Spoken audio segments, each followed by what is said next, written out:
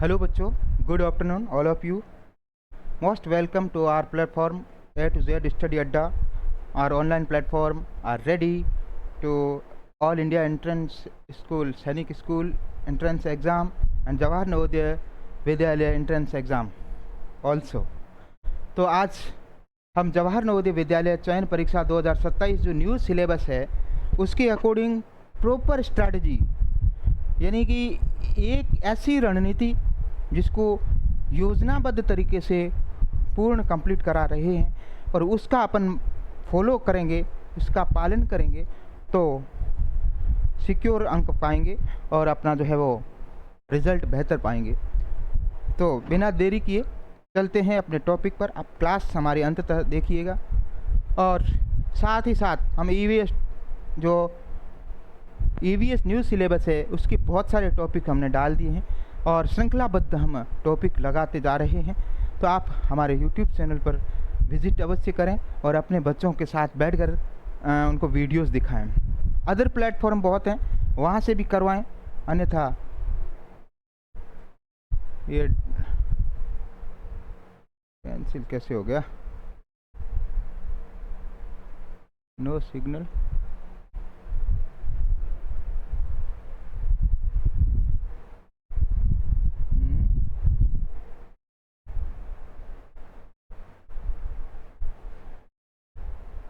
हाँ, ये आ गया है वापस, तो सिग्नल निकल गया था। चलिए अपन अपने चलते हैं। यानी नवोदय विद्यालय में हम क्या करें कि हमारी कैसी योजना होनी चाहिए। ये बेटा क्या है, निःशुल्क शिक्षा है। यहाँ पर गुणवत्तापूर्ण शिक्षा मिलती है क्योंकि ये सेंट्रल बेस्ड है और आवास और भोजन पूर्णतः मुफ्त होता है। और यहाँ जो बच्चा जाता है वो उन क्रीम बच्चों के साथ रहता है जो डिस्ट्रिक्ट में यानी ज़िला लेवल के जो बच्चे टॉपर्स होते हैं। तो आप अपने आप में सोचिए कि वो बच्चे कैसे होंगे और वहाँ का जो स्टाफ होगा वो भी वेल क्वालिफाइड होगा और विभिन्न चरणों से वो फाइट कर करके आ रहा होगा। तो वहाँ का माहौल और यहाँ ग्रामीण बेस्ड जो स्कूल्स हैं उनमें रात दिन का अंतर होगा, ऐसा समझ लीजिए। यह एक सपना होता है बच्चों का कि हम जेएनवी में जाएं और वो सेंट्रल की स्कूल है तो वहाँ का बिहेवियर, वहाँ का कल्चर, वहाँ की शिक्षा सब कुछ एक जो सपने जैसा होता है। जो वहाँ जाता है वो अपना सपना साकार करता है और अपना लाइफ अच्छा बनाता है। त्रिभाषा सूत्र यहाँ क्या होता है, मातृभाषा अंग्रेजी और हिंदी में उत्कृष्ट शिक्षण, है ना, ठीक है ना, जो जिसमें लैंग्वेज में जाएगा।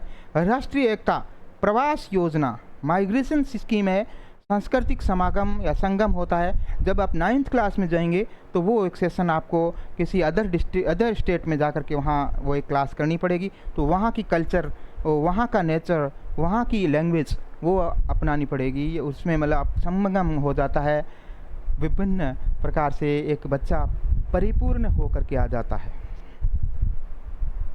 चलिए, महत्वपूर्ण तिथियाँ, इम्पोर्टेंट डेट्स क्या है, यानी आवेदन की अंतिम तिथि 31 जुलाई 2026 है। तो बेटा यही इसी डेट से पहले आप अपना फॉर्म अप्लाई कर दीजिए। डेट जो है वो आगे भी बढ़ेगी, पूरी संभावना है, लेकिन अपने को तो टाइम पे ही हर काम करना है। परीक्षा तिथि भी आपकी घोषित हो चुकी है 28 नवंबर 2026। इस बार थोड़ी पहले आ रही है, अमूमन जनवरी में हो रही थी। और परीक्षा घोषणा जो है, परिणाम घोषणा है मार्च 27 में आपके आ जाएगा। पिछले सत्र से ही बच्चों के अंक शो हो रहे हैं और मेरिट शो हो रही है। उससे पहले अंक शो नहीं होते थे, जो पास होता था उसको पास बता देते थे। तो ये अपना स्व मूल्यांकन भी हो जाएगा, यानी कौन सा बच्चा ने कितने अंक पाए और उसकी डिस्ट्रिक्ट जिला लेवल पर क्या रैंक रही। एक और बात, ये पेपर पूरे भारत लेवल पर एक ऐसा पेपर है जो एक तो आईएएस का होता है इंडिया लेवल पर और एक ये है, यानी पूरे इंडिया लेवल में सेम कैटेगरी का सेम सिलेबस का पेपर होता है। तो छोटे बच्चा अगर यहीं पे अपना मेरिट और दिखा देता है तो उसका सपना साकार होगा। वो जिस दिशा में जाएगा अगर सही डायरेक्शन होगा तो वो सफल हो जाता है। तो अपने को तो सही डायरेक्शन और जो अपना काम है उसके अनुसार ही करना है, प्रॉपर रणनीति के साथ चलना है, तो अपन कुछ भी वो है जो सपना साकार हो सकेगा। पात्रता क्या है बेटा, आयु एवं निवास के नियम क्या है, ये इसके बारे में थोड़ा समझ लेते हैं। यानी मूल निवास, अभ्यर्थी उसी जिले का निवासी हो, और इस बार एक और पॉइंट जोड़ा है कि 5 या 10 किलोमीटर के दायरा हो और बाउंड्री छू रही हो दूसरे ज़िले की, तो उसमें भी जा सकते हैं। जैसे दूसरे ज़िले अपने नज़दीक है उसका और अपने ज़िले वाले नवोदय दूर है, तो अपन उसमें भी अप्लाई कर सकते हैं। जन्म तिथि 1/5/2015 से 31/7/2017 तक, और इन 1 और 31 को सम्मिलित करते हुए यानी 1 मई 2015 से 31 जुलाई 2017 तक, इन दोनों डेट्स को शामिल करते हुए इसके बीच जो बच्चा है वो एलिजिबल है, वो अपना फॉर्म अप्लाई कर सकता है। सामान्य नियम, समान नियम क्या है? SC ST OBC हेतु समान आयु सीमा है। आयु में कोई इसमें छूट नहीं है, यही आयु होनी चाहिए। चलते हैं पात्रता। शैक्षणिक योग्यता क्या होनी चाहिए बेटा? कक्षा 5 में अध्ययनरत बच्चा हो और सत्र 26-27 में सरकारी या मान्यता प्राप्त स्कूल से हो, सरकार से हो या प्राइवेट स्कूल का बच्चा हो, भर सकता है। पूर्ण सत्र कक्षा 3, 4 और 5 की पढ़ाई पूरी की हो, यानी 5 में तो पढ़ रहा होगा, पूरी मतलब 5 की पढ़ रहे अध्ययनरत हो और 3, 4 पूरी की हो। पुनरावृत्ति प्रतिबंध, रिपीटर छात्रों को अवसर नहीं दिया जाएगा, यानी कि बच्चे ने पिछली बार 5वीं में था और इस बार दोबारा वो 5वीं में एग्ज़ाम देने के उद्देश्य से आ गया होगा, तो उसको दोबारा फिर वो एलिजिबल नहीं है, सिर्फ एक बार मौका मिलता है। हाँ, ग्रामीण क्षेत्र आरक्षण क्या है बेटा? ये इसी उद्देश्य से इसका स्थापना हुई है कि ग्रामीण बच्चे जो हैं उनको प्रॉपर आगे कैसे जोड़ा जाए। तो 75% जो है वो ग्रामीण बच्चों के लिए इसमें कोटा होता है, यानी 6th क्लास के लिए 80 सीटें हैं, 80 का 75% ग्रामीण हैं। तो ग्रामीण सीटें, जिले की 75% सीटें ग्रामीण छात्रों के लिए आरक्षित हैं और शहरी कोटा से सीटें जो हैं वो ओपन मेरिट पर भरी जाएंगी। शहरी नियम, एक दिन भी शहरी स्कूल में पढ़ने पर अर्बन हो जाएगा, या उस शहर में रह रहा हो। वर्गवार आरक्षण के नियम क्या है? SC ST आरक्षण जनसंख्या अनुपात, न्यूनतम SC 15% और ST 7.5% है। OBC आरक्षण 27% आरक्षण है, केंद्रीय सूची अनिवार्य। और बालिका आरक्षण जो है न्यूनतम 1/3, 1/3 सीटें बालिकाओं के लिए इसमें रिजर्व्ड हैं। परीक्षा का स्वरूप, परीक्षा अवधि कुल 2 घंटे की होगी, है ना। और प्रश्न का आकार केवल वस्तुनिष्ठ यानी MCQs होंगे।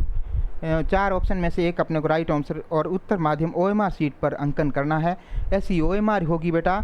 और इसके जो 4 ऑप्शन होते हैं, इसका जो भी सही होगा उस पर बिल्कुल इस प्रकार से ब्लू या ब्लैक से 2 ही अपने को ऑप्शन है, या तो ब्लैक पेन से आप पूर्ण गोला भरिए या फिर ब्लू से इस प्रकार से पूर्ण गोला भरिए। चल के मैं बता ही देता हूँ। ये मान लो ब्लू से अपन भर देते हैं, जैसे इस ऑप्शन में D भरना था, तो ऐसे पूरा गोला कर करके आप OMR सीट को अच्छे ढंग से गोले भरने की प्रैक्टिस भी मॉडल करते रहिएगा।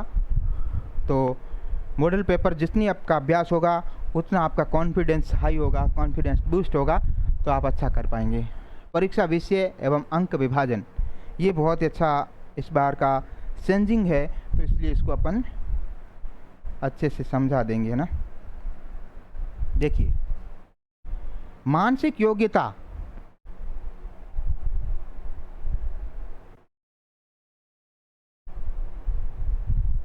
और मेंटल एबिलिटी के साथ जो है वे 40 प्रश्न, इसके साथ EVS शामिल किया गया है। क्या किया गया है? EVS, इन्वायरमेंटल स्टडीज़, यानी पर्यावरण अध्ययन और इन्वायरमेंटल साइंस। पर्यावरण अध्ययन, EVS का फुल फॉर्म क्या होता है? Environmental studies.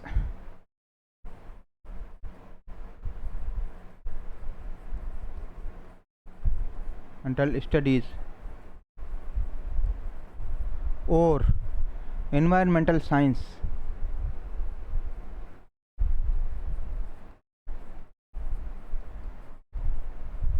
यानी कि पर्यावरण अध्ययन या पर्यावरण विज्ञान, पर्यावरण अध्ययन या पर्यावरण विज्ञान। ठीक है, तो बेटा पहले इसके मानसिक योग्यता के 40 ही क्वेश्चन थे, लेकिन इस बार इसमें से 20% कट कर करके 20% जो है, यानी कि 20% आपके होंगे। फर्स्ट 20 तो इसके रीजनिंग के होंगे 5 टॉपिक के, और अगले 20% EVS के होंगे। ठीक है, और EVS के भी 15 तो MCQs आएंगे, 15 MCQs और +5 जो है वो पैसे जाएगा, यानी अनुच्छेद से आएंगे, गद्यांश से आएंगे 5 प्रश्न। तो ये मोस्ट रोल है। इस प्रकार से इसमें से बहुत ब्रॉड सिलेबस है इसका, है ना। जो 15 या 20 प्रश्न लेने के लिए आपको पूरे टॉपिक एक बार अवश्य देखने हैं, जो हमारे यूट्यूब चैनल पे अपलोड किए जा रहे हैं। बिल्कुल अकॉर्डिंग टू उसकी जो सीरियल है, वैसे जैसे टॉपिक दिया गया है उस हिसाब से हम बना करके ला रहे हैं। तो आप हमारे इन टॉपिक्स को एक बार अवश्य देख लीजिए। मैथ्स के टॉपिक हमने ऑलरेडी करा रखे हैं, और हिंदी के अनुच्छेद अभी ला लेंगे, अभी टाइम पड़ा है। तो पूर्ण तैयारी, एक परफेक्ट तैयारी हमारे चैनल पे आपको मिल जाएगी। तो आप उन वीडियोज़ को एक बार अवश्य देखिए। मैं 100% कहता हूँ कि बच्चे का लेवल अप जब होगा जब आप उसको पूरा सिलेबस कंठस्थ करवाया जाएगा, पूरा सिलेबस उसको पकड़ में होगा। तो ये 50 मार्क्स मिल जाएंगे। और फिर अंक गणित के 20% सवा नंबर का हर एक प्रश्न होता है, तो 25 नंबर यहाँ से। और फिर भाषा परीक्षण, इंग्लिश वाला इंग्लिश लेगा, हिंदी वाला हिंदी में देगा, अदर लैंग्वेज जो भी होंगी वैसे वो जो भी चूज़ करेगा वो वैसा उसका एग्ज़ाम में वहाँ 20 प्रश्न आएंगे और 25 अंक वहाँ से निकाल लेंगे। तो कुल मिला करके अपने को 80 जो प्रश्न हैं, कितने हैं, 80 क्वेश्चन हैं और 100 मार्क्स है। क्या है बेटा, 100 मार्क्स हैं।